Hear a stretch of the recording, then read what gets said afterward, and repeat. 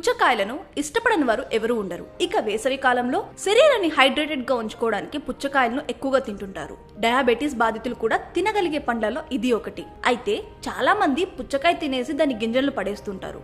ఇలా చేయడం వల్ల మీరు అనేక పోషకాలను కోల్పోతున్నారు. ఆయుర్వేదంలో పుచ్చకాయ గింజల గురించి ప్రత్యేకంగా వివరించారు. మానసిక ఆరోగ్యానికి, శరీరానికి కావాల్సిన పోషకాలను అందించడానికి పుచ్చకాయ గింజలు చాలా ఉపయోగపడతాయి.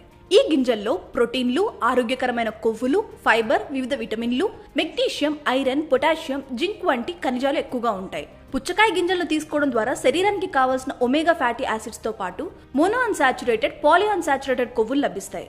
ఇవి కొలెస్ట్రాల్ స్థాయిలను నిర్వహించడంలో, గుండె జబ్బుల ప్రమాదాన్ని తగ్గించడంలో సహాయపడతాయి. ఈ గింజల్లో విటమిన్ ఇ వంటి యాంటీ ఆక్సిడెంట్లు ఉంటాయి. ఇవి కణాలను ఆక్సీకరణ ఒత్తిడి నుంచి రక్షిస్తాయి. దీర్ఘకాలిక వ్యాధుల ప్రమాదాన్ని తగ్గించడంలో, శరీరాన్ని వ్యాధుల నుంచి రక్షించడంలో ముఖ్య పాత్ర పోషిస్తాయి. పుచ్చకాయ గింజల్లో ఉండే జింక్ స్పెమ్ కౌంట్ ను పెంచి పురుషుల సంతానోత్పత్తిని మెరుగుపరుస్తుంది.